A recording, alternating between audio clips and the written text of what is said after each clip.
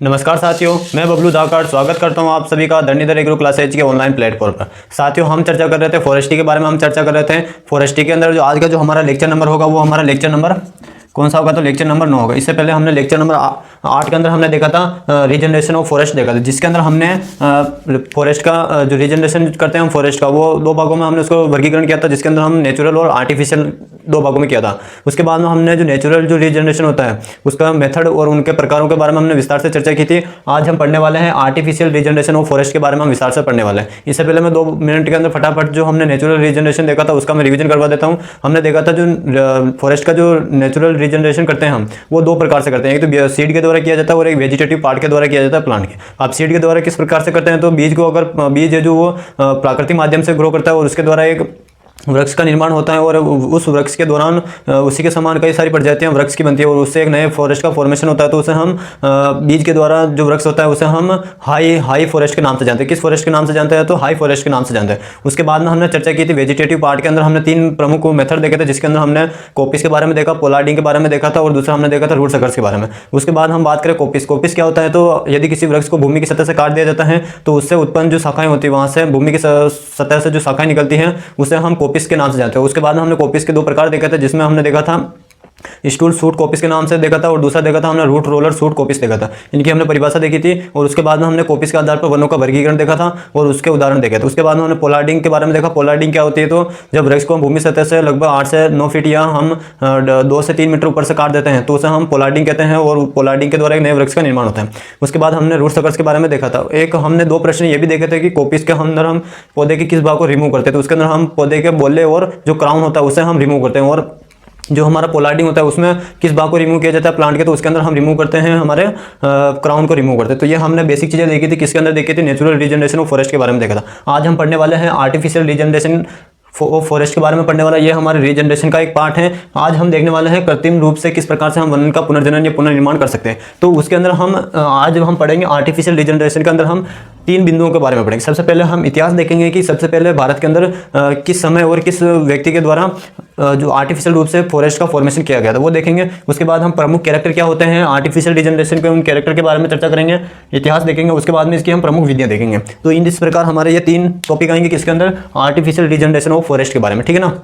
तो अब हम स्टार्ट करते हैं इसके हिस्ट्री के बारे में देखते हैं कि इसकी जो हिस्ट्री है वो कब किसके द्वारा किस वैज्ञानिक के द्वारा कंप्लीट की गई। तो आइए हम स्टार्ट करते हैं अब इतिहास इसका। तो साथियों, हम देख रहे हैं आर्टिफिशियल रीजनरेशन ऑफ फॉरेस्ट का इतिहास देख रहे हैं, हिस्ट्री देख रहे हैं। तो सबसे पहले हम इंडिया की बात करें तो इंडिया के अंदर ब्रिटिश गवर्नमेंट जब थी तो उनके द्वारा उनके नेतृत्व में 1842 और 1843 ये दोनों ईयर काफ़ी इंपॉर्टेंट है। तो भारत के अंदर प्रश्न पूछा जाता है कि भारत के अंदर आर्टिफिशियल रूप से प्लांटेशन का कार्य कब स्टार्ट हुआ और किया, फिर कब शुभारंभ हुआ उसका। तो कब शुभारंभ हुआ था, तो 1842 के अंदर इसका शुभारंभ हुआ था। ये इसके बारे में हमको पता होना चाहिए। और कॉम्पिटेटिव एग्जाम के अंदर प्रश्न भी पूछा हुआ कि भारत में प्लांटेशन का काम पहली बार कब शुरुआत हुई थी, तो 1842 के अंदर हुई थी। तो अब इसके अंदर भारत के अंदर 1842 के समय ब्रिटिश गवर्नमेंट का शासन हुआ करता था। तो उनके द्वारा सबसे पहले एक वैज्ञानिक हुए थे जिनका नाम था कॉनोली, या हम कह सकते हैं ब्रिटिश गवर्नमेंट के अंदर ये एक सरकारी कर्मचारी थे और उनका नाम था कॉनोली। और कॉनोली के द्वारा एक मालाबार एक जगह का नाम है, मालाबार जगह के अंदर एक वृक्ष का प्लांटेशन किया गया और उस वृक्ष का क्या नाम था, तो नीलांबूर टीक एक वृक्ष का नाम था। तो 3 प्रश्न बनते हैं। इससे 1842 में शुरुआत होती है और किनके द्वारा शुरुआत की जाती है, तो कॉनोली के द्वारा किस जगह की जाती है, तो मालाबार। और मालाबार के अंदर इन्होंने जो इस वृक्ष का लगाया था, जिस वृक्ष को, उस वृक्ष का नाम है नीलांबूर टीक, यानी नीलांबूर टीक के कई सारे वृक्ष लगाए थे। कहाँ पर लगाए थे, मालाबार। इसी प्रकार उसके जस्ट अगले वर्ष 1843 के अंदर एक ब्रिटिश गवर्नमेंट के अंदर ये भी एक कर्मचारी थे जिनका नाम था कैंपबेल। क्या नाम था, कैंपबेल ने तमिलनाडु राज्य के अंदर एक जगह है जिसका नाम है विलिंगटन। क्या नाम है, विलिंगटन एक जगह का नाम है। वहां पर यूकेलिप्टिस के कई सारे वृक्ष लगाए थे। तो ये दोनों हमारे लिए काफी इंपॉर्टेंट है। एक तो हो जाएगा मालाबार जगह और दूसरा हो जाएगा हमारे विलिंगटन तमिलनाडु राज्य के अंदर स्थित है। तो 1843 में कौन सा वृक्ष लगाया गया था, तो यूकेलिप्टिस के कई सारे वृक्ष लगाए गए थे और नीलांबूर टीक के कई सारे वृक्ष लगाए गए थे। कहाँ पर, मालाबार जगह पर, ठीक है ना। तो इसके बारे में हमको पता होना चाहिए। उसके बाद में क्या होता है, तो उसके बाद में जैसे ही हमारा देश आज़ाद होता है 1947 में, उसके बाद में 1951 के अंदर एक भारत सरकार के द्वारा योजना आयोग चलाया जाता था। उस योजना आयोग के अंदर प्रत्येक 5 वर्ष के लिए एक अलग अलग योजना बनाई जाती थी कि हम 5 वर्ष के अंदर एक गोल लेकर चलते थे गवर्नमेंट की, हम 5 वर्षों के अंदर ये काम करेंगे, 5 वर्षों के अंदर एग्रीकल्चर पर फोकस करेंगे, 5 वर्षों के लिए हम इंडस्ट्री पर फोकस करेंगे, 5 वर्षों के लिए हम फॉरेस्ट्री पर फोकस करेंगे, ठीक है ना, यानी वनों पर फोकस करेंगे। तो उसके अंदर जो पंचवर्षीय योजना चलाई जाती थी उनमें से जो 7वें नंबर की जो सातवें नंबर की पंचवर्षीय जो योजना थी उसके अंदर जो बात की गई थी, उसके अंदर बात की गई थी किसके ऊपर, फॉरेस्ट्री के ऊपर बात की गई थी। अब बात प्रश्न आता है कि जो 7वीं जो पंचवर्षीय योजना आई थी उस समय देश के प्रधानमंत्री कौन थे, तो राजीव गांधी उस समय के प्रधानमंत्री थे, और उन्होंने कहा कि हम प्रत्येक वर्ष 5 मिलियन हेक्टेयर क्षेत्र पर वृक्षारोपण करेंगे, यानी कि आर्टिफिशियल रूप से हम लोगों की सहायता के माध्यम से, एनजीओ के माध्यम से हम प्लांटेशन करेंगे। तो ये एरिया भी याद रखना, हमको 5 मिलियन हेक्टेयर एरिया याद रखना, ठीक है ना। तो इसमें से हमें 3 पॉइंट याद होने चाहिए। नंबर फर्स्ट 1842 में प्लांटेशन किया गया, उसके बाद में 1843 के अंदर किया गया, उसके बाद में 7वीं पंचवर्षीय योजना के दौरान राजीव गांधी ने एक स्टेटमेंट दिया कि हम प्रत्येक वर्ष कितने 5 मिलियन हेक्टेयर पर वृक्षारोपण करेंगे, यानी वृक्षों को लगाएंगे। आर्टिफिशियल रूप से हम प्रोजेक्ट चलाएंगे, एनजीओ की सहायता से हम वृक्ष लगाएंगे, और जो समाज के जो लोग होते हैं उनकी सहायता से हम यहाँ पर वृक्षारोपण करेंगे। तो ये इसका इतिहास होता है भारत के अंदर आर्टिफिशियल रूप से किस प्रकार से वनों को बढ़ावा दिया जाता है, तो कब कब किस किस समय में किया गया था। तो ये तीनों चीज़ें इसके बारे में हमको पता होना चाहिए, ठीक है ना। इसका अगर आप स्क्रीनशॉट लेना चाहते हैं तो फटाफट से स्क्रीनशॉट लीजिए। उसके बाद में हम देखते हैं इसके आर्टिफिशियल रीजनरेशन के जो फॉरेस्ट के जो प्रमुख गुण हैं उनके बारे में हम चर्चा करते हैं। उसके बाद हम चर्चा करते हैं कि प्रमुख कैरेक्टर क्या क्या होते हैं आर्टिफिशियल। जो अगर हम किसी मान लीजिए कि 10 हेक्टेयर क्षेत्र में हमने फॉरेस्ट लगाया है आर्टिफिशियल रूप से, तो उसके क्या क्या कैरेक्टर हो सकते हैं उसके बारे में हम चर्चा करते हैं। उसके बारे में हम चर्चा करते हैं। तो अगला जो हमारा टॉपिक होगा वो होगा नंबर 2 हो जाएगा गुणधर्म। गुणधर्म किसके गुणधर्म हो जाएंगे, तो कृत्रिम रूप से स्थापित किया गया वन क्षेत्र का हमें यहाँ पर पर्टिकुलर हमें क्या देखना है, कुछ कैरेक्टर देखना है। तो मैं एक आपको यहाँ पर एक डायग्राम बना देता हूँ। मान लीजिए ये हमारा एक फॉरेस्ट है, फॉरेस्ट का एरिया है, जिसका एरिया कितना है, ये टोटल एरिया मान लीजिए,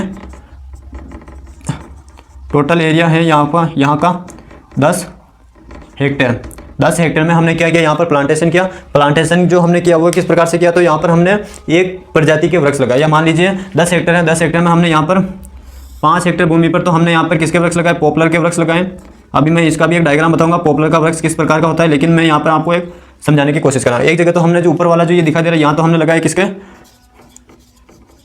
पॉपुलर के ट्री लगाए, ठीक है ना, पॉपुलर के ट्री लगाए। और जो नीचे वाला जो 5 हेक्टेयर जो एरिया है, 5 हेक्टेयर एरिया में हमने लगाए यहाँ पर मान लीजिए शीशम के लगाए, ठीक है ना। ये हो जाएगा हमारे शीशम के वृक्ष। ये एक मैं आपको एग्जांपल के रूप में बता रहा हूँ, ठीक है ना। यहाँ पर हमने लगाए शीशम के वृक्ष। ये जो ट्री हो जाएगा ये किसके हो जाएंगे, शीशम के वृक्ष, शीशम के वृक्ष, ठीक है ना। शीशम के वृक्ष लगा। पॉपुलर को हम हिंदी में भी पॉपुलर वृक्ष के नाम से जानते हैं, ठीक है ना। तो टोटल हमने 10 हेक्टेयर एरिया लिया था, उसमें से 5 हेक्टेयर में तो हमने पॉपुलर के लगाए और 5 हेक्टेयर में हमने शीशम के वृक्ष लगाए। अब इनमें कुछ समानता होती है, यानी कि अगर हम आर्टिफिशियल रूप से अगर फॉरेस्ट लगाते हैं तो उसमें जो समानता होती है वो लगभग 4 से 5 प्रकार की समानता होती है। कितने प्रकार की समानता होती है, तो 4 से 5 प्रकार की समानता होती है। तो उन समानता को हम सबसे पहले देखते चलते हैं। नंबर फर्स्ट जो समानता होती है वो कैसे होते हैं, तो जो यहाँ पर हमने ये वृक्ष लगा रखे, पॉपुलर का वृक्ष हो गया चाहे शीशम का जो वृक्ष होगा, इनमें समानता क्या होगी, तो ये कैसे होंगे, इवन एज के होंगे। क्या होगा, इवन एज, यानी कि जो जितने भी वृक्ष होंगे वो क्या होंगे, समान उम्र के होंगे, समान आयु के या समान उम्र के वृक्ष होंगे। समान उम्र के कैसे, मान लीजिए हमने जो 5 हेक्टेयर में पॉपुलर के जो वृक्ष लगाए थे वो मान लीजिए हमने 1 जनवरी 2022 को लगाए थे। कब लगाए थे, 1 जनवरी 2022 को लगाए थे। तो जो पॉपुलर के जो वृक्ष होंगे वो कितने वर्षों में, मान लीजिए 10 वर्षों में यह परिपक्व मेच्योर हो गए पूर्ण रूप से। और शीशम का जो वृक्ष है ये भी हमने लगाया था 1 जनवरी 2022 को लगाया था, और यह भी लगभग 20 वर्षों के अंदर क्या हो गया, पूर्ण रूप से मेच्योर हो गया। अब मेच्योर हो गया तो इसमें मान लीजिए सभी का एक डेट को हमने इनकी सोविंग की थी। तो सोविंग करने पर जो मेच्योर जो वृक्ष हुए हैं सभी वो सेम एज में होंगे, यानी कि उनकी जो उम्र होगी वो परिपक्वता जो सूचकांक होगा उनका वो 10 साल बाद में सभी वृक्षों का एक समान होगी। तो पहला पॉइंट क्या हो जाएगी, इवन एज होगी, समान उम्र होगी। जितने भी यहाँ पर वृक्ष है, चाहे वो 2000 वृक्ष हो, 3000 वृक्ष हो, कितने भी वृक्ष हो, उन सभी वृक्षों की जो उम्र होगी वो कितने वर्ष होगी, 10 वर्ष होगी। तो इनके जो ये फॉरेस्ट होगा उस फॉरेस्ट की जो उम्र होगी वो कैसे होगी, समान उम्र होगी। तो इसीलिए पहला जो आर्टिफिशियल जो फॉरेस्ट होगा उसका क्या कैरेक्टर हो जाएगा, तो उसका हो जाएगा इवन एज होगी। क्या होगी, उसका इवन एज होगी। नंबर सेकंड बात करें हम, नंबर सेकंड बात करें तो नंबर सेकंड हो जाएगा सिंगल क्राउन स्टोरी। क्या होगा, सिंगल क्राउन स्टोरी या सिंगल क्राउन लेयर, ठीक है ना। क्या होगी, तो सिंगल क्राउन लेयर होगी या फिर सिंगल क्राउन स्टोरी। कैसे हम बात करें अब, तो मैं ये थोड़ा इसको समझने की कोशिश करना। जब क्राउन किसे कहते हैं, तो वृक्ष का ये वाला जो पार्ट होता है ये तो क्या कहलाता है, बोले कहलाता है नीचे वाला, और ये जो गोला गोला सा दिखाई दे रहा है ये क्या कहलाता है, क्राउन कहलाता है। और जब एक समान वृक्ष होते हैं, एक समान वृक्षों को जब हम ऊपर से देखते हैं, जब एक समान वृक्षों को ऊपर से देखा जाता है एरियल यानी हवा ड्रोन के माध्यम से, तो ऊपर से जो दिखाई देता है उनमें जो क्राउन की जो लेयर दिखाई देती है, वो क्राउन की जो लेयर कितनी दिखाई देती है, एक दिखाई देती है। कौन से फॉरेस्ट में, आर्टिफिशियल फॉरेस्ट के अंदर जो क्राउन की जो लेयर दिखाई देती है वो केवल एक दिखाई देती है। अभी मैं इसका कुछ डायग्राम भी दिखाऊंगा, उसमें से आपको अच्छे से समझ में आ जाएगा। नंबर 3 की बात करें हम, पहला कैरेक्टर क्या हो जाएगा, इवन एज हो जाएगा। नंबर 2 कैरेक्टर क्या हो जाएगा, सिंगल क्राउन स्टोरी होगा। और नंबर 3 की बात करें तो ये कैसे होंगे, जो ये सिस्टम होगा सोविंग का वो कैसा होगा, मोनोकल्चर होगा। मोनोकल्चर होगा। मोनोकल्चर का अर्थ क्या होता है, तो मोनोकल्चर का अर्थ होता है एक ही स्पीसीज की बुआई करना, क्या कहलाता है, मोनोकल्चर कहलाता है। तो इसके अंदर हमने केवल एक ही स्पीसीज की बुआई की थी, वो हो जाएगा मान लीजिए पॉपुलर का वृक्ष है, जिसके अंदर हमने 5 हेक्टेयर के अंदर केवल पॉपुलर का वृक्ष लगा, 5 हेक्टेयर के अंदर हमने केवल शीशम के वृक्ष लगा, ठीक है ना। तो ये किस प्रकार का कल्चर हो जाएगा, मोनोकल्चर हो जाएगा। और नंबर 4 की बात करें तो नंबर 4 हो जाएगा हमारे इसके अंदर फुल्ली स्टॉक्ड होंगे। क्या होगा, फुल्ली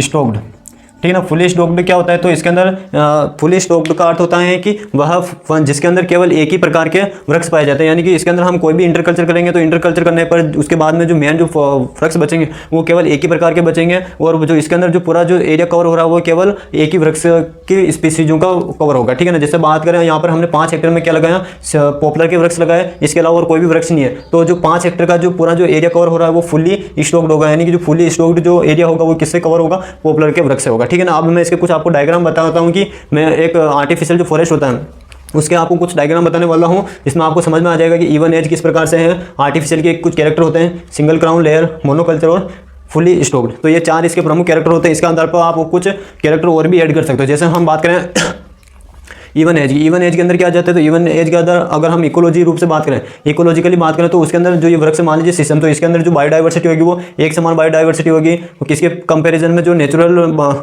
फॉरेस्ट के अंदर जो बायोडाइवर्सिटी होती है उसके कंपैरिजन में इसके अंदर बायोडाइवर्सिटी कम होगी। इसके अलावा बात करें इसके अंदर जो वाइल्ड लाइफ होगी वो भी कम होगी। इसके अंदर जो सब स्पीसीज होगी वो भी क्या होगी, कम होगी। ये इकोलॉजिकली इसके डिफरेंट हो जाएंगे, ठीक है ना। इसके अंदर कुछ वेरिएशन भी पाया जाता है, वो हमें पता होना चाहिए। लेकिन मेनली जो इसके प्रॉपर्टीज होती है, गुणधर्म होते हैं किसके, आर्टिफिशियल रीजनरेशन के, वो 4 होते हैं। इवन एज का होता है, दूसरा था सिंगल क्राउन लेयर, मोनोकल्चर और फुली स्टॉक्ड। मैं एक डायग्राम बताने वाला हूँ, उस पर हम देखते हैं।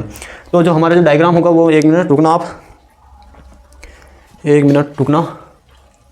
तो साथियों मैं जो आपको अब डायग्राम दिखाने वाला हूँ उस डायग्राम को ध्यान से देखना। सबसे पहले आप इस डायग्राम को फोकस कीजिए, आप बोर्ड पर थोड़ा कम फोकस करना, इस डायग्राम को ध्यान से देखिए। इस डायग्राम के अंदर आपको क्या दिखाई दे रहा है, इस डायग्राम के अंदर जो ये वृक्ष दिखाई दे रहे हैं ये वृक्ष किसके हैं, तो ये एक समान उम्र के जो वृक्ष दिखाई दे रहे हैं ये पॉपुलर के वृक्ष है। किसके वृक्ष है, पॉपुलर के वृक्ष है। उसके बाद में पहला जो इसके अंदर बताया जा रहा है ये आर्टिफिशियल रूप से लगाया गया एक फॉरेस्ट है, और इस फॉरेस्ट के अंदर हमारा जो पहला टॉपिक है वो क्या है, इवन एज, यानी कि इसके अंदर जितने भी वृक्ष लगाए गए हैं ये सभी किसके समान दिखाई दे रहे हैं, एक उम्र के दिखाई दे रहे हैं। तो इसके अंदर हम आसानी से वृक्षों को गिन सकते हैं। काउंटिंग करने पर हमें जो वृक्ष की ऊंचाई, लंबाई, चौड़ाई और जितने भी सब जो भी इसके कैरेक्टर दिखाई देंगे वो एक समान दिखाई देंगे। तो उस और इनकी जो उम्र होगी वो भी क्या होगी, एक समान होगी। यानी कि मान लीजिए जो हमारा ये वाला जो वृक्ष है, ये वाला अगर वृक्ष 10 वर्ष का है तो इसके जो सामने जो वृक्ष होगा वो भी 10 वर्ष का होगा, इसके पीछे वाला जो वृक्ष होगा वो भी कितने वर्ष का होगा, 10 वर्ष का होगा। तो ये हमारे इवन एज के अंदर आ जाएगा, ठीक है ना। उसके बाद बात करें हम सिंगल क्राउन स्टोरी या सिंगल क्राउन लेयर की, तो ये वाला डायग्राम देखना, ये वाला जो डायग्राम है ये नीचे से भूमि की सतह का डायग्राम है जो पॉपुलर का वृक्ष है, ठीक है ना।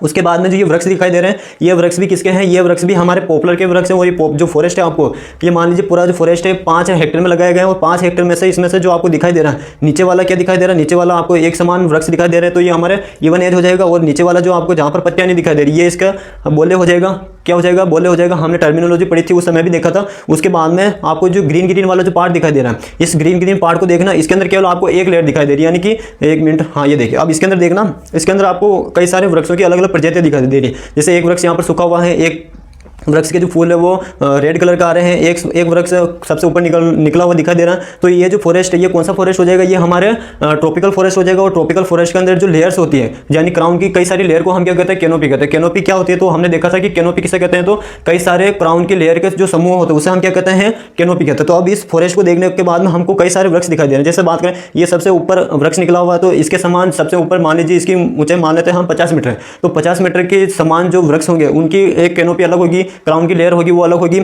उसके बाद में ये नीचे नीचे दिखाई दे रहा है जिसकी ऊंचाई मान लीजिए यहाँ पर है इसकी 10 मीटर, तो 10 मीटर के जो सापेक्ष जो वृक्ष होंगे उनकी क्राउन की जो लेयर होगी वो अलग होगी, उसकी कैनोपी अलग होगी। उसके बाद में जो रेड रेड जो आपको फॉरेस्ट दिखाई, रेड रेड जो वृक्ष दिखाई दे रहा है इनकी कैनोपी अलग होगी और इनकी जो क्राउन की जो लेयर होगी वो अलग होगी। तो ट्रॉपिकल फॉरेस्ट के अंदर जो क्राउन की जो लेयर होती है वो कितनी होती है, 5 से 6 लेयर होती है और क्राउन के जो लेयर के जो ग्रुप होते हैं उसे हम क्या कहते हैं, उसे हम कैनोपी के नाम से जानते हैं। तो ये एक नेचुरल फॉरेस्ट का उदाहरण है और नेचुरल फॉरेस्ट के अंदर जो आपको कई सारे इसमें क्राउन दिखाई दे रहे हो, कई सारे क्राउन की लेयर को क्या कहते हैं, हम कैनोपी कहते हैं। और इस फॉरेस्ट को देखना, इस फॉरेस्ट के अंदर हमको केवल एक ही स्पीसीज के वृक्ष दिखाई दे रहे हैं, पॉपुलर के वृक्ष दिखाई दे रहे हैं और एक क्राउन की लेयर दिखाई दे रही है। तो जब भी हम आर्टिफिशियल फॉरेस्ट की बात करेंगे तो आर्टिफिशियल फॉरेस्ट के अंदर जो क्राउन की जो लेयर होगी वो किस प्रकार की होगी, सिंगल क्राउन लेयर होगी या सिंगल क्राउन स्टोरी होगी, ठीक है ना। उसके बाद हम नंबर 3 पॉइंट की बात करते हैं, मोनोकल्चर। मोनोकल्चर की बात करें तो मोनोकल्चर किसे कहते हैं, तो यदि हम किसी एक ही स्पीसीज की एक ही जगह पर बुआई कर रहे हैं, सोइंग कर रहे हैं तो उसे हम मोनोकल्चर कहते हैं। तो यहाँ पर हमारा ये क्या हो जाएगा, मोनोकल्चर का एग्जांपल हो जाएगा। जो हमारा आर्टिफिशियल फॉरेस्ट है पॉपुलर वाला, ये किसका उदाहरण हो जाएगा हमारे,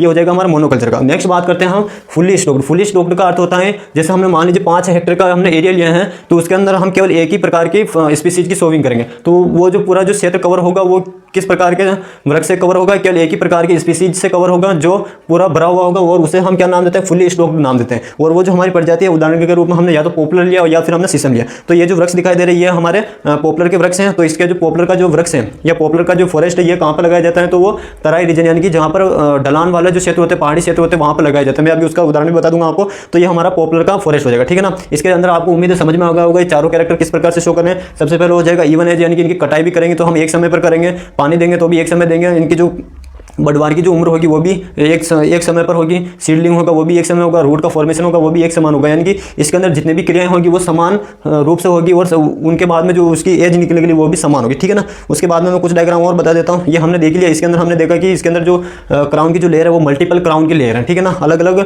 स्पीसीज की अलग अलग क्राउन की लेयर है और उसके ग्रुप को हम क्या नाम देते हैं, कैनोपी नाम देते हैं, ठीक है ना। उसके बाद में ये आपको जो ऊपर से दिखाई दे रहा है, मैंने आपको क्या बताया था, कैनोपी किसे कहते हैं, जब हम फॉरेस्ट को ऊपर से देखते हैं या तो सैटेलाइट के माध्यम से देखते हैं या फिर ड्रोन के माध्यम से देख सकते हैं या फिर हेलीकॉप्टर या हवाई जहाज के माध्यम से उन्हें देख सकते हैं। ऊपर से देखने पर यदि फॉरेस्ट हमें इस प्रकार का दिखाई देता है तो उसे हम क्या नाम देते हैं, कैनोपी नाम देते हैं। और इसके अंदर हमें मल्टीपल क्राउन की लेयर दिखाई दे रही है जिसे हमने कैनोपी नाम दिया, ठीक है ना। केवल एक कैनोपी दिखाई देती है तो उसे हम आर्टिफिशियल फॉरेस्ट के नाम से जानते हैं। अगर हमें नेचुरल फॉरेस्ट के अंदर कई सारी क्राउन की लेयर्स दिखाई देती हैं तो उसे हम कैनोपी कहते हैं। अब इसके अंदर आप देखें, ध्यान से देखें तो कई सारी जगह हमें यहाँ कुछ जगह तो हमें खड्डा दिखाई दे रहा है और कुछ जगह हमें उबार दिखाई दे रहा है, कुछ जगह फिर से सूखे सूखे से वृक्ष दिखाई दे रहा है और कुछ जगह उबार दिखाई दे रहा है और कुछ जगह हमें वापस से ऊपर वाला भाग दिखाई दे रहा है। तो इस प्रकार इसकी कई सारी लेयर्स दिखाई देती हैं तो उसे हम क्या नाम देते हैं, कैनोपी नाम देते हैं। इसके अलावा और कुछ वृक्ष देख लीजिए, ये जैसे देखने पर आपको पता चल रहा है ये भी हमारे किसका उदाहरण हो जाएगा, ये भी हमारे आर्टिफिशियल फॉरेस्ट का एग्जाम्पल हो जाएगा क्योंकि इसके अंदर जितने भी वृक्ष दिखाई दे रहे हैं वो सभी एक समान दिखाई दे रहे हैं। और ये जो आपको पत्तियां और यहाँ से जो ये वाला जो सारा भाग दिखाई दे रहा है ये क्या हो जाएगा, इसका क्राउन हो जाएगा क्योंकि इसके बोले वाला भाग हमको नहीं दिखाई दे रहा, ठीक है ना। तो ये इस प्रकार से एक बार फिर से देख लीजिए सभी इमेज को। ये हमारे पॉपुलर का हो जाएगा जिसके अंदर बोले दिखाई दे रहा है और बोले का ये सम्मिलित रूप हो जाएगा, फॉरेस्ट हो जाएगा जो चारों ये कैरेक्टर शो कर रहे हैं। उसके बाद में ये आप कैनोपी देख लीजिए, अलग अलग स्पीसीज के जो फॉरेस्ट हैं, अलग अलग स्पीसीज के जो वृक्ष हैं उनके हमें यहाँ पर अलग अलग क्राउन और उनकी लेयर्स दिखाई दे रही है, ठीक है ना। और ये सम्मिलित रूप से एक कैनोपी दिखाई दे रही है, ये इसका विजुअल हो जाएगा और ये हमारे एक क्राउन का डायग्राम हो जाएगा, ठीक है ना। तो इस प्रकार से हमारे फॉरेस्ट के जो चारों ये कैरेक्टर है वो हमारे कंप्लीट होते हैं। अब बात कर लेते हैं जैसे ये पॉपुलर का जो वृक्ष है, पॉपुलर का वृक्ष आखिर में भारत के अंदर कौन से क्षेत्रों में लगाया जाता है, तो कौन से क्षेत्रों में लगाया जाता है, तो तराई क्षेत्रों में। कौन से क्षेत्र में लगाया जाता है, तराई क्षेत्र में लगाया जाता है। और तराई क्षेत्र कहाँ कहाँ पर पाए जाते हैं, तो जैसे हम बात करें यूपी की बात करें, यूके की बात करें, उत्तराखंड की बात करें, इसके अलावा हम बात करें हिमाचल प्रदेश हो जाएगा, इसके अतिरिक्त बात करें हम अरुणाचल प्रदेश हो जाएगा, इसके अतिरिक्त बात करें हम बिहार हो जाएगा। इनके जो पहाड़ी क्षेत्र होते हैं, पहाड़ी क्षेत्र के जो ढलान वाले जो क्षेत्र होते हैं, पहाड़ों पर जो ढलान वाला जो क्षेत्र होता है उसे तराई क्षेत्र के नाम से जानते हैं। और उन तराई क्षेत्रों में सोइल इरोजन को रोकने के लिए, इसके अतिरिक्त मृदा के अंदर नमी के संचार को बढ़ाने के लिए और पहाड़ी क्षेत्रों में रहने वाले लोगों की आमदनी का सोर्स बनाने के लिए तराई क्षेत्रों में हम किसका ज़्यादातर प्रयोग करते हैं, पॉपुलर वृक्ष की बुआई की जाती है, ठीक है ना। तो यह पॉपुलर का जो वृक्ष कहाँ पर लगाया जाता है, तो तराई क्षेत्रों में लगाया जाता है। और तराई क्षेत्र कहाँ कहाँ पर इंडिया में पाए जाते हैं, तो उत्तर प्रदेश का तराई क्षेत्र हो जाएगा, उत्तराखंड का तराई क्षेत्र, हिमाचल प्रदेश, आंध्र प्रदेश, इसके अलावा बिहार का कुछ क्षेत्र हो जाएगा, अरुणाचल प्रदेश का हो जाएगा, मेघालय का हो जाएगा और इसके अलावा असम का हो जाएगा। जो जो हमारे इधर 7 सिस्टर है वो सारे तराई क्षेत्र के अंदर आ जाएंगे। और इधर हमारे जो हिमालय का जो भाग है उसमें जो स्थित जो भी स्टेट है वो सारे हमारे किसके अंदर आ जाएंगे, तराई क्षेत्र के अंदर आ जाएंगे। उम्मीद आप सभी को समझ में आ गया होगा कि इसके प्रमुख गुणधर्म कौन कौन से हैं होते हैं कृत्रिम रूप से अगर हम किसी वन का पुनर्जनन करते हैं, ठीक है ना। अब इसमें से ये तो इसके प्रमुख गुणधर्म होते हैं और मैंने इसको समझाने का प्रयास किया है दोनों तरह से, बोर्ड पर भी और डायग्राम के माध्यम से। अब इसमें एक प्रश्न ये भी उठता है कि ये तो इसके सारे कैरेक्टर हो जाते हैं और एक प्रश्न ये भी आता है कि पॉपुलर की पॉपुलर के वृक्ष लगाने की विधि का विस्तार से वर्णन कीजिए। 6 नंबर के अंदर प्रश्न आता है कि पॉपुलर के वृक्ष लगाने की या पॉपुलर विधि का विस्तार से वर्णन कीजिए। तो पॉपुलर विधि का वर्णन हम किस प्रकार से कर सकते हैं, तो उसके अंदर सबसे पहले हमें क्या लिखना होगा, तो सबसे पहले हमें इसका इंट्रो यानी परिचय लिखना होगा। पॉपुलर क्या होता है, वृक्ष होता है, क्या होता है, उसके बारे में लिखना है। उसके बाद में कहाँ पर पाया जाता है, तो तराई क्षेत्रों में पाया जाता है। उसके बाद में हमें ये जो चार है, इसके चारों जो कैरेक्टर दिखाई दे रहे हैं, ये कैरेक्टर इसके अंदर शो करने हैं और इस प्रकार से एक डायग्राम बना देना है। तो उस आधार पर हम पॉपुलर के बारे में आसानी से लिख सकते हैं, ठीक है ना। तो ये होता है इसके प्रमुख गुणधर्म। इसका फटाफट से स्क्रीनशॉट लीजिए। फिर हम इसके बाद में देखते हैं आर्टिफिशियल रिजनरेशन की प्रमुख मेथड के बारे में देखते हैं। मेथड के बारे में देखें हम, तो इसमें हमारे जो सबसे पहला जो मेथड आएगा वो आ जाएगा क्या, हम आर्टिफिशियल रूप से बात करें तो वो आ जाएगा हमारे सीड के द्वारा। सीड के द्वारा हम कृत्रिम वन का निर्माण कर सकते हैं। तो नंबर जो थर्ड जो हमारा पॉइंट होगा वो होगा प्रमुख विधि। प्रमुख विधि, विधि की बात करें तो इसके अंदर सबसे पहले आ जाएगा हमारे किसके द्वारा, बीज के द्वारा या सीड के द्वारा, बीज द्वारा, ठीक है ना, किसके द्वारा, बीज के द्वारा। अब जो बीज है, बीज का भी प्रयोग हम कई आधार पर कर सकते हैं, यानी कई तरीके से हम बीज का उपयोग वनों के पुनर्निर्माण में कर सकते हैं। जैसे उदाहरण की बात करें, अगर हम हाथों के द्वारा किसी पर्टिकुलर स्थान पर कर रहे हैं तो वो हो जाएगा बाय हैंड या बाय एनिमल हो जाएगा, ठीक है ना। किसके द्वारा हो जाएगा, तो सबसे पहला बीज के द्वारा अंदर आ जाएगा हमारे क्या, इसके अंदर आ जाएगा बाय एनिमल, बाय एनिमल, ठीक है ना। बाय एनिमल के द्वारा भी हम बीज को एक स्थान से दूसरे स्थान पर पहुंचा सकते हैं और वहां से एक नए वृक्ष का निर्माण हो सकता है। कैसे, तो हम उदाहरण के रूप में माने बाय एनिमल में जंतु आते हैं जिसके अंदर हम मनुष्य की बात करते हैं और कुछ इसमें जानवर की, मवेशियों की बात करते हैं। हम बात करें सबसे पहले मनुष्य की, तो मानव क्या करता है, अपने हाथ से किसी पर्टिकुलर अपने गांव के आसपास या शहरों के आसपास अगर वन क्षेत्र है, वहाँ पर अगर ज़मीन खाली पड़ी हुई है फॉरेस्ट की, तो वहाँ पर जाता है और वहाँ पर जून जुलाई के माह में वर्षा होने पर वहाँ पर बीज को डाल देता है और बीज जैसे उनको पानी मिलता है और अनुकूल परिस्थितियाँ होती है बीज के अनुसार, तब वह बीज वहाँ से निकल जाता है। तो इस प्रकार से अगर किसी वृक्ष का निर्माण होता है तो उसे हम क्या कहते हैं, बाय एनिमल कहते हैं। और कई सारे मवेशी भी होते हैं जो अपने साथ में बीजों को एक स्थान से दूसरे स्थान पर स्थानांतरित करते हैं। जंगल में जब वो चढ़ने जाते हैं तो वहाँ से बीज को अपने बालों में, पूंछ के अंदर या फिर उनके जो मलमूत्र होती है उनके साथ में वो भी चला जाता है और वहाँ पर वो जैसे ही मलमूत्र का त्याग करते हैं, बैठते हैं, पानी पीते हैं, तो वहाँ पर वो बीज गिर जाता है, वो तो वहाँ पर एक नए वृक्ष का निर्माण हो जाता है। तो वो किसके अंदर आ जाता है, बाय एनिमल के अंदर आ जाता है, ठीक है ना। इस प्रकार से एक नए वृक्ष का निर्माण हो सकता है। उसके अलावा बात करें हम, नंबर सेकंड हो जाएगा इसमें बाय एरियल। बाय एरियल यानी कि बाय एरियल यानी क्या हो जाएगा, हवा के माध्यम से। हवा के माध्यम से इसमें किस किस प्रकार से हम कर सकते हैं, तो नंबर फर्स्ट हो जाएगा इसमें 2 से 3 प्रकार से कर सकते हैं। नंबर फर्स्ट हो जाएगा ड्रोन के माध्यम से। किसके माध्यम, ड्रोन के माध्यम से। ड्रोन के माध्यम से किस प्रकार से कर सकते हैं, तो भारत सरकार के द्वारा एक अभी नई पॉलिसी चलाई जा रही है फॉरेस्ट के डेवलपमेंट के लिए और उसमें ड्रोन का सबसे ज़्यादा महत्वपूर्ण योगदान माना जा रहा है। और भारत सरकार का उद्देश्य है कि हम 2030 तक ड्रोन के अंदर हब का रूप में हम इसका मान्यता ले लेंगे, ठीक है ना। तो ड्रोन के माध्यम से किस प्रकार से कर सकते हैं, तो ड्रोन की जो मॉनिटरिंग का जो काम करते हैं वो मनुष्य के द्वारा किया जाता है और ड्रोन के नीचे हम बीजों को लटका देते हैं या फिर उसके अंदर एक बॉक्स रख देते हैं और बॉक्स के अंदर छोटे छोटे छेद बना देते हैं और जैसे ड्रोन फॉरेस्ट के ऊपर जाता है और वहाँ से ड्रॉप बाय ड्रॉप उनको एक एक करके बीज को ड्रोन के माध्यम से उन छेदों में से निकाल दिया जाता है और गिरा दिया जाता है। और जैसे वो बीज फॉरेस्ट के अंदर गिरते हैं और अनुकूल परिस्थितियाँ मिलती है तो वो वहाँ से अंकुरित हो जाता है। तो इस प्रकार से हम कृत्रिम रूप से ड्रोन की सहायता से हम वन का निर्माण कर सकते हैं, ठीक है ना। ये तो हो जाएगा ड्रोन के माध्यम से। दूसरा हो जाएगा हमारे गुब्बारों के माध्यम से। गुब्बारे के माध्यम से, गुब्बारे के माध्यम से क्या कैसे कर सकते हैं, तो गुब्बारे के अंदर हमारे क्या आ जाएंगे, बलून्स आ जाएंगे। बलून्स में हम क्या करते हैं, उसके अंदर हवा भरते हैं और हवा भरने के साथ साथ में गुब्बारे के अंदर हम क्या डाल देते हैं, बीज डालते हैं और उन गुब्बारों को हवा में छोड़ देते हैं। और छोड़ने के बाद में अगर फॉरेस्ट का एरिया 2000 वर्ग मीटर स्क्वायर में फैला हुआ है या फिर 2000 किलोमीटर स्क्वायर में फैला हुआ है या फिर हो सकता है 1500 किलोमीटर स्क्वायर में फैला है, तो जितने बड़े बड़े जो नेशनल पार्क होते हैं, बड़े बड़े जो वन्य जीव अभ्यारण्य होते हैं वो एक जिले से दूसरे जिले में फैला होता है या एक शहर से दूसरे शहर में फैला होता है। तो उन जगहों पर हम गुब्बारों के अंदर हवा भर के और उनके साथ में बीज डाल देते हैं गुब्बारे के अंदर और उनको हम जंगलों में छोड़ देते हैं। और जंगल में छोड़ने के बाद में जैसे ही वो किसी वृक्ष के संपर्क में आते हैं तो वहाँ पर गुब्बारे फट जाते हैं और फटने के बाद में वहाँ का गुब्बारे के अंदर जो मौजूद जो बीज होता है वो वहाँ पर बिखर जाता है और बिखरने के बाद में वहाँ से बीज अंकुरण हो जाता है और एक नए वृक्ष का निर्माण हो जाता है, ठीक है ना। तो इस प्रकार गुब्बारे के माध्यम से भी हो सकता है। एक हो सकता है इसमें मवेशी के मलमूत्र का उपयोग करके, मवेशी के मलमूत्र का उपयोग करके मवेशी के मलमूत्र का उपयोग करके मवेशी के मलमूत्र का उपयोग करके मवेशी के मलमूत्र का उपयोग करके गाढ़ा घोल बनाकर बीज डालकर लड्डू बनाकर जंगल में डालना, जंगल में डालना, ठीक है ना। इसमें क्या करते हैं हम, तो मवेशी का जो भी मलमूत्र होता है, मलमूत्र को आपस में इकट्ठा किया जाता है और इकट्ठा करने के बाद में उस मलमूत्र के अंदर जो बीज होते हैं जिसका हमें लगाना, चाहे पॉपुलर के बीज लगाना है, शीशम के बीज लगाना है, खेजड़ी के बीज लगाना है, किसी के बीज लगाने होते हैं, वो बीज उस मलमूत्र के अंदर डाल दिया जाता है और उनके छोटे छोटे लड्डू बना दिए जाते हैं। और उन लड्डुओं को क्या किया जाता है, तो लड्डुओं को एक टीम बनाकर गाँव के आसपास या शहरों के आसपास जो NGO होते हैं जो सामाजिक जागरूकता फैलाते हैं, उन संगठनों की सहायता से एक टीम वर्कर बनाकर, एक संगठन बनाकर जंगलों में जाते हैं और जंगलों में उन लड्डुओं को फेंक कर आ जाते हैं। फेंकने के बाद में जो मलमूत्र के अंदर जो गोबर होता है उसमें प्रमुख रूप से पोषक तत्व होते हैं, वो साथ में नमी भी बनी रहती है। और जैसे ही जून जुलाई का महीना आता है, वर्षा होती है, तो वो लड्डू में से जो बीज होता है वो अंकुरण हो जाता है और अंकुरण होने के बाद में एक धीरे धीरे अनुकूल परिस्थिति मिलने के बाद में उनमें से एक नए वृक्ष का निर्माण हो जाता है। तो बीज के द्वारा हम दो प्रकार से हम फॉरेस्ट का रीजनरेशन कर सकते हैं। एक तो बाय एनिमल, जिसके अंदर मनुष्य अपने हाथों से बीज के सोविंग करता है, और दूसरा हो जाएगा मवेशी की सहायता से, और तीसरा हो जाएगा बाय एरियल। बाय एरियल में क्या करते हैं, ड्रोन के माध्यम से कर सकते हैं,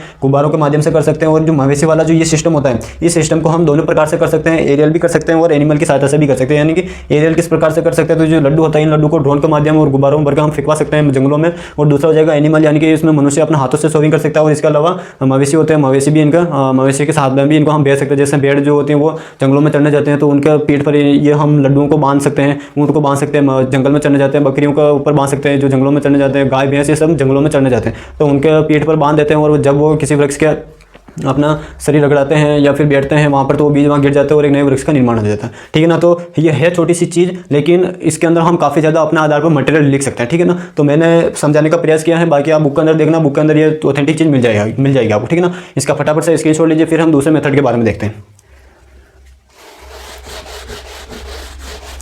उसके बाद हम देखते हैं दूसरा मेथड हो जाएगा हमारा, वो हो जाएगा, पहला तो हो जाएगा बीज के द्वारा और दूसरा हो जाएगा हमारे अलैंगिक विधि द्वारा। अलैंगिक विधि यानी कि पौधे के जो भी कायिक भाग होते हैं, कायिक भाग के अंदर अलैंगिक विधि या कायिक भागों के द्वारा, कायिक भागों के द्वारा। कायिक भागों में हम क्या क्या कौन कौन सी विधियां काम में ले सकते हैं, तो कटिंग ले सकते हैं, बडिंग ले सकते हैं, ग्राफ्टिंग ले सकते हैं। कटिंग, बडिंग, ग्राफ्टिंग, ये तीनों विधियों की सहायता से हम आसानी से नए वृक्ष का निर्माण कर सकते हैं। किस प्रकार से कर सकते हैं, तो कटिंग में क्या करते हैं हम, मान लीजिए किसी पुराने जो वृक्ष होता है, 6 महीने वर्ष पुराना वृक्ष हो गया, 1 वर्ष पुराना या 1.5 वर्ष वृक्ष पुराना, उसमें हम क्या करते हैं, छोटा सा एक उसकी टहनी को काट देते हैं और काटने के बाद में उसको उचित मीडिया में रखते हैं लैब के अंदर उसको IBA या रुटेक्स हार्मोन की दिया जाता है और उसको लैब के अंदर ऑब्जर्वेशन के लिए रख दिया जाता है। और कुछ दिनों के बाद में 20 से 25 दिनों के बाद में वहाँ उसमें से जड़ें निकल जाती है और जड़ों को ग्रीन हाउस में ट्रांसप्लांट कर दिया जाता है और उनको फिर हम फॉरेस्ट के निर्माण के लिए जो कलिकाएं होती हैं उनको हम प्रयोग कर सकते हैं। बडिंग में भी सेम हम इसी प्रकार से करते हैं। बडिंग में क्या करते हैं, जो छोटी छोटी बर्ड्स होती है उनको प्लांट से जैसे नई बर्ड्स निकलती है उनको वहाँ से अलग कर लेते हैं। अलग करने के बाद में उनको संवर्धन माध्यम में ग्रो करवाया जाता है और उसके बाद में वहाँ से उनको निकाल कर ग्रीन हाउस में लगाते हैं और ग्रीन हाउस से निकाल कर हम एक फॉरेस्ट में ट्रांसप्लांट कर देते हैं। ग्राफ्टिंग में भी क्या करते हैं, तो ग्राफ्टिंग में हम इसके अंदर क्या करते हैं, तो ये हमारा एक पार्ट अलग हो गया इस प्रकार से और ये पार्ट अलग हो गया और दूसरा जो हमारा भाग होगा वो किसका हो जाएगा, तो वो हमारे इस प्रकार का हो जाएगा, ठीक है ना। ये इस प्रकार का हो जाएगा और ये वाला जो भाग कहलाता है, ये वाला भाग क्या कहलाता है हमारा, मूलांकुर और ये वाला भाग क्या कहलाता है, परांकुर। और जहाँ से इसको जोड़ा जाता है इस वाले भाग को क्या कहते हैं, जोड़ा या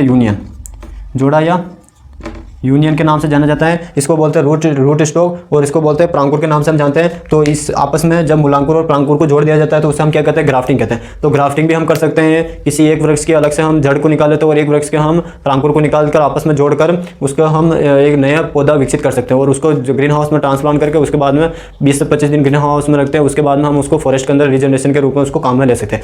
और ये तो होता है इनका कॉन्सेप्ट होता है और इनकी भी कई सारी मेथड होती है। जैसे ग्राफ्टिंग की बात करें तो वीनियर ग्राफ्टिंग होती है, टंग ग्राफ्टिंग होती है, इपिकोटाइल होती है, सॉफ्ट वुड ग्राफ्टिंग होती है। तो ये उनका जो कॉन्सेप्ट वो सेम होता है, प्रोसेस सेम होती है, लेकिन उसमें कट अलग अलग तरीके से लगाया जाता है। तो उनको हम अलग अलग नाम देते हैं। जैसे बात करें वीनियर के अंदर हम वी आकार का कट लगाते हैं, जो ये वाला जो यहाँ पर कट लगा है वो वी आकार का लगाते हैं, कहीं पर हम टी आकार का लगाते हैं, कहीं पर हम जीवा के आकार का कट लगाते हैं। तो उनको अलग अलग आधार पर अलग अलग नामों से जाना जाता है। तो वो ग्राफ्टिंग के अंदर आता है। बडिंग क्या होता है, तो बडिंग का जो कॉन्सेप्ट वो होता है उसके अंदर हम बर्ड्स लेते हैं और बर्ड्स को हम ट्रांसप्लांट करते हैं। और बर्ड्स भी कई प्रकार के होते हैं। जैसे हम बात करें जो बर्ड्स है उसके अंदर हम अगर गोलाई के आकार का अगर हम कट लगाते हैं तो उसे हम रिंग बडिंग के नाम से जानते हैं। अगर हम उसके अंदर चिप के जैसा इस प्रकार से अगर कट लगाते हैं तो उसे चिप बडिंग के नाम से जानते हैं। अगर हम बात करें रिंग बडिंग हो गया, चिप बडिंग हो गया। इसके अलावा हम बात करें इसके अलावा बात करें हम कटिंग की, तो कटिंग की बात करें तो कटिंग में हम कई प्रकार की कटिंग का काम ले सकते हैं। जैसे अगर हम 1.5 वर्ष पुराना 18 माह पुराना वृक्ष काम में ले रहे हैं, वृक्ष की अगर हम टहनी काम में ले रहे हैं तो उसमें हम हार्डवुड कटिंग काम लेते हैं। अगर हम 12 से